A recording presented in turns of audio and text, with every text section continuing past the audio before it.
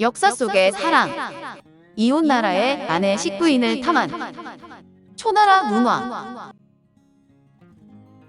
한 나라의 최고 권력자에게 원하는 여인을 취하는 일은 그리 어려운 일이 아니지만 넘보아서는 안 되는 여인도 있는데 이미 다른 사람과 혼인을 올린 여인이 그렇습니다. 지아비가 있는 여인을 취한다는 것은 배덕한 행위라 넘보지 않는 것이 암묵적인 법칙임에도 힘이 지배하는 시대일수록 이를 무시하는 군주들이 있어 그로 인해 많은 비극이 일어났습니다. 지금으로부터 약 2700년 전 중국 춘추 전국시대의 일로 춘추시대와 전국시대는 모두 강자가 힘을 자랑하는 전쟁이 허다했지만 춘추시대는 적어도 외교적인 예의를 갖추려고 노력이라도 하던 시대였습니다. 제후들은 전쟁을 하더라도 다른 나라의 길을 꺾고 동맹을 맺는 방식으로 힘을 과시하였으나 이런 관례를 깨뜨린 제후가 바로 초나라의 초문왕입니다. 초문왕은 자신의 마음을 빼앗은 여인을 차지하기 위해 한 제후국을 짓밟는 야만적인 행동을 했고 다른 제후국의 비난을 받게 됩니다.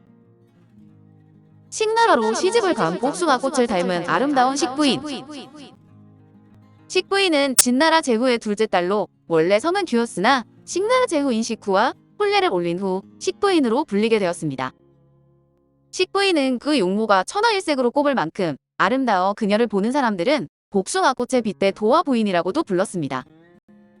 날씬하고 수려한 자태의 눈은 가을 새벽의 투명한 이슬 같이 맑았으며 붉은 입술 속의 하얀 치아는 마치 석류 알처럼 반짝이고 뽀얀 피부의 뺨은 눈이 부실 만큼 은은한 도화빛을 발하는 천하절색이었다고 합니다. 그녀의 미모는 진나라에 파다하게 소문이 나서 남자들이 그녀 집 앞에서 진을 쳤고 그녀를 본 후에 상사병에 걸린 이가 한둘이 아니었으며 식나라로 시집갈 때 수많은 남자들이 대성통곡을 했다고 합니다. 그녀가 시집을 가는 식나라는 다른 제후국들에 비해 작고 힘이 없었고 그녀의 남편이 될 식후는 언제 다른 나라의 침략을 받을지 모른다는 불안에 떨며 하루하루 술만 마시는 심약한 제후였습니다. 그런 와중 식부인을 아내로 맡게 되었는데 그녀의 미모에 대한 소문은 익히 들어왔지만 실제로 만나본 그녀는 선녀가 하강한 듯 아름다웠습니다. 세상의 미인을 다 합쳐도 내 아내의 미모를 따라가지 못해. 난 지상 최고로 아름다운 아내를 둔 사내라고. 식후는 자신감이 충만한 상태로 정사를 돌보기 시작했고 식부인도 이런 남편을 잘 내조했는데 식후는 백성들이 농사를 잘 지을 수 있도록 돕고 경제를 성장시키기 위한 노력했고 국방력 강화에도 힘을 썼습니다. 이렇게 제후가 나라를 돌보자 식나라는 차츰 안정되어 갔는데 식후는 외모만 아름다운 것이 아니라 현숙하고 지혜로운 식부인을 더욱 사랑하게 되었고 백성들은 식부인을 복을 가져다주는 여인으로 여기게 되었습니다. 식부인을 희롱한 채혜후. 그러던 어느 나의 식부인이 친정인 진나라에 가기 전에 채나라에 들르는데 채나라의 제후는 채혜후였고 그의 부인은 식부인의 언니라서 친정으로 향하기 전에 언니를 만나러 채나라에 들른 것이었습니다. 채혜후는 식부인을 궁으로 초대해 연애를 베풀었는데 식부인의 언니인 채부인 역시 미인이었지만 소문으로만 듣던 식부인은 채부인과는 비교할 수 없을 만큼 아름다워 깜짝 놀라고 말았습니다. 최근에 식나라가 꽤 안정이 되었다더니 식후가 식부인을 맞이해서 그런 것이었군. 식후는 무슨 복이 있어 저렇게 아름다운 여인을 부인으로 맞았단 말인가. 채혜후는 식후에게 강한 질투심을 느꼈고 식부인을 먼저 만나지 못한 것을 안타까워했는데 그렇게 연애가 무르익을 무렵 술이 취한 채혜후는 은근슬쩍 식부인을 더듬고 희롱까지 했습니다. 형부가 이렇게 치근덕거리니 식부인은 너무 분하고 화가 난 나머지 그대로 궁을 떠나 언니에게 작별도 고하지 않고 식나라로 돌아가 버렸습니다. 식나라로 돌아온 식부인의 낯빛이 좋지 않은 걸 본 식후에 물음에 서러움이 터진 식부인은 눈물을 흘리며 채혜후가 자신을 희롱한 것을 털어놓았습니다. 식후는 복수를 다짐했지만 사실 약소국인 식나라가 직접 보복할 방도는 없었는데 마침 강성해진 초나라와의 친분을 이용하여 채나라에 복수할 수 있는 계략을 떠올리게 됩니다. 식후는 즉시 초나라에 사신을 보내 조공을 바치고 밀서를 전달했는데 밀서에는 채나라에 대한 내용이 담겨 있었습니다. 채나라의 제후가 제나라를 믿고 초나라에는 조공을 바치지 않으니 어찌 가만히 있을 수 있겠습니까? 채나라의 본때를 보여 주심이 마땅합니다. 만일 초나라가 우리를 공격하는 척하면 즉시 채나라의 원군을 요청하겠습니다. 채혜후는 생각이 깊지 않아서 반드시 원군을 보낼 것이오니 그때 초나라 군대와 우리 군대가 함께 공격하여 채혜후를 사로잡는 것이 어떻겠습니까? 초나라 문왕은 제나라를 믿고 조공을 바치지 않는 채나라가 눈알카시였는데 채나라를 칠 수 있는 좋은 기회가 생겼으니 거부할 이유가 없었습니다. 곧바로 초문왕은 씩나라의 군대를 보냈는데 식후가 채해후에게 원군을 요청하자 채해후는 씩나라를 도와주기 위하여 군대를 이끌고 달려왔습니다. 이때 잠복하고 있던 초나라의 군대가 채나라 군사들을 기습적으로 공격했고 채해후는 급히 씩나라의 궁궐로 도망쳤지만 씩나라는 성문을 열어주지 않았습니다. 채해후는 바로 퇴각을 명령했고 정신없이 달아났지만 결국 초나라 군대에게 붙잡히고 마는데 그제야 채해후는 모든 것이 식후의 계략이었다는 것을 깨닫고 이를 갈았습니다. 이윽고 초문왕은 채해후를 두고 호통을 치며 군사들에게 가마솥을 준비하고 남의 부인을 희롱했으니 삶아 죽이겠다고 했지만 초나라 대부 육관이 앞으로 나서 초문왕을 말렸습니다. 대왕, 잠시 고정하옵소서. 이렇게 채해후를 죽인다면 다른 제후국이 두려움에 떨 것입니다. 그러나 채해후를 살려보내신다면 다른 제후들이 대왕의 덕을 칭송할 것입니다. 하지만 초문왕이 들은 채도 하지 않고 채해후를 가마솥에 넣으라고 재촉하자 육관이 갑자기 몸을 날려 오른손으로 허리에 차고 있던 칼을 뽑아들었습니다. 이게 무슨 짓이냐? 대왕, 신은 차라리 이 자리에서 대왕과 함께 죽겠나이다. 대왕께서 여러 제후를 잃는 것을 참아 볼 수가 없사옵니다. 과인을 이렇게까지 생각하고 충언을 하다니 그저 놀라울 따름이여. 그대의 말을 따르겠어. 대왕께서 채해후를 죽이지 않고 용서하셨으니 초나라에 복이 올 것이옵니다. 허나 대왕께 무례를 범한 서인의 죄는 죽어 마땅하니 죽여주시옵소서. 아니요, 내 그대의 충심은 잘 알았으니 염려치 마시오. 대왕께서 서인에게 자비를 베푸실지라도 서인은 용서받을 수가 없사옵니다. 서인과 같은 자가 용서받는다면 그것이 전례가 되어 이후에는 작은 빌미만으로도 대왕을 위협하는 자들이 넘쳐나게 될 것이옵니다. 육관은 말을 마치고 스스로 발목을 잘라버렸는데 초문왕은 육관의 행동에 더욱 감복하여 이후 그를 태백이라 칭하며 존칭을 사용했고 모든 성문을 관할하도록 했습니다. 초문왕은 채해후를 풀어주고 화해의 의미로 연회를 베풀었는데 연회가 무르익자 술에 취한 채해후는 자신을 함정에 빠뜨린 식후에게 복수하기 위해 슬쩍 운을 댔습니다. 대왕, 저는 말로만 듣던 천하절색을 본 적이 있습니다. 그게 정말이요? 그 천하절색이 누구란 말이요? 천하의 식후의 부인처럼 아름다운 절세미인은 없을 겁니다. 선녀와 같이 아름다운 모습을 보면 대왕도 한 번에 빠지실 것입니다. 채해후는 초문왕의 눈치를 보며 식부인의 아름다움에 대해 침이 마르도록 칭찬을 했는데 이러니 초문왕도 식부인의 미모가 궁금했습니다. 그렇게 초문왕은 순방을 가장해 정예군을 이끌고 씩나라로 향하게 되었습니다. 식부인을 탐하는 초문왕.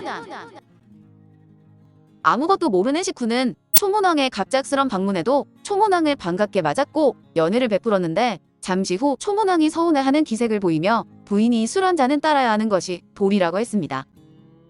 당황한 식후는 식부인을 연회장으로 부르자 식부인의 모습을 본 초문왕은 넋을 잃었는데 식부인은 초문왕에게 술을 따르는데 초문왕의 뜨거운 눈길을 알아차리고서 몸을 떨었습니다.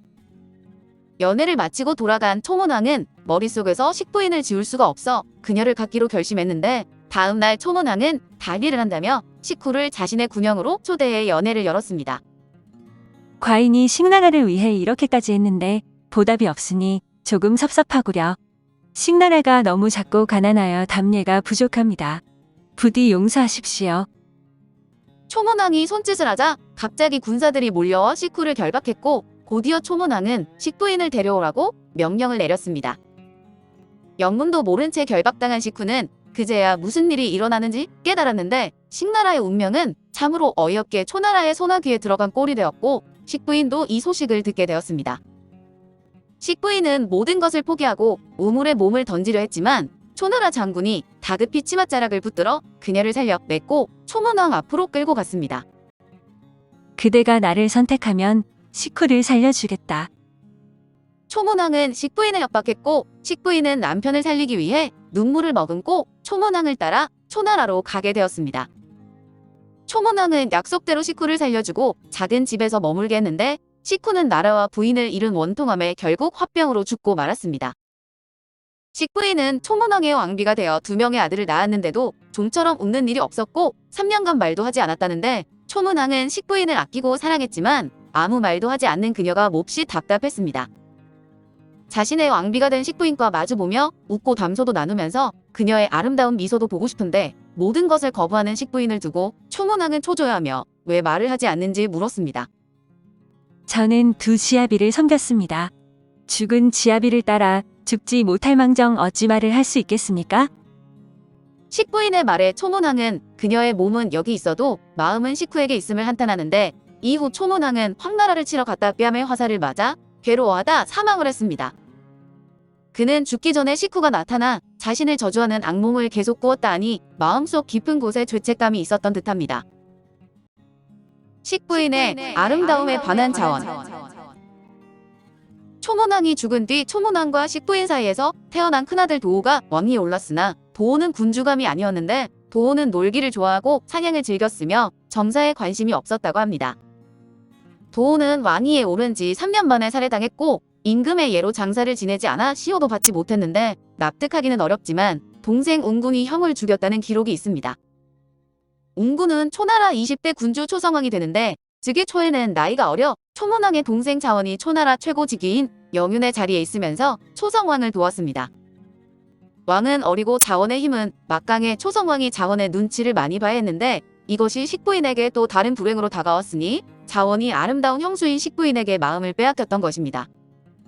식부인은 초나라의 왕비로 지낸 시간 동안 정치 감각을 익혔고 어린 아들 초성왕을 대신해 정치 감각을 발휘해 정무를 보고 결정을 하다 보니 영윤인 자원을 만나 논의하는 일이 많았습니다.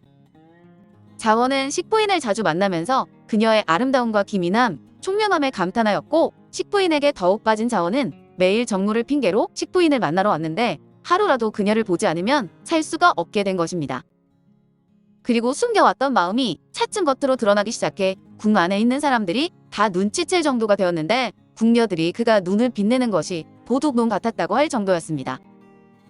식부인 입장에서는 자원이 죽은 남편의 동생이고 영윤이었기에 박대할 수 없어 예의를 다했을 뿐인데 자원은 그 예의를 착각하여 식부인도 자신에게 마음이 있다는 것으로 받아들인 것입니다. 자원이 불편해진 식부인은 그를 피하는 것이 상책이라 생각해 만나지 않는 것으로 이 문제를 해결하고자 했는데 자원은 식부인이 만나는 것을 피하자 애가 달았습니다. 자원은 그녀를 꼭 갖고 말겠다는 정보욕에 가득 찬 결심을 하고 식부인의 후궁 옆에 국빈관을 짓기 시작했습니다. 강대국이었던 초나라의 사신들이 자주 드나들어 멋진 건물을 지어 초나라의 위상을 드높이겠다는 핑계를 댔지만 하필이면 식부인의 후궁 옆에 국빈관을 짓는 것은 속셈이 있었기 때문이었습니다. 건물이 완공되고 성대한 낙성식 축하 행사를 마련했는데 진, 제, 진 등의 악사를 초청하여 반주하게 하였고 대규모의 춤인 만무를 선보이게 되었습니다. 만무는 상서롭고 고귀한 상상의 새인 봉황의 춤으로 수컷봉이 암컷 황에게 구애할 때 추는 춤으로 누가 봐도 이 만무는 식부인을 위한 준비로 자원은 봉이며 식부인은 황이라는 사실을 알 수 있었습니다. 자원은 식부인에게 만무를 보여줄 생각에 설렜지만 이것을 알고 있었던 식부인은 낙성식에 가지 않음으로써 자신의 뜻을 전할 뿐이었습니다. 초문왕은 다른 제후국을 정벌해 조공이 끊이지 않았는데 더 이상 국토를 넓히지 않고 춤이나 추고 노래나 부르면서 과부인 나의 곁에 있으려고 하니 너무 이상하지 않는가. 그런데 자원은 식부인의 완곡한 거절의 말을 자신이 다른 제후국을 정벌하는 영웅의 모습을 보여주면 식부인이 자기에게 반할 것으로 해석을 합니다.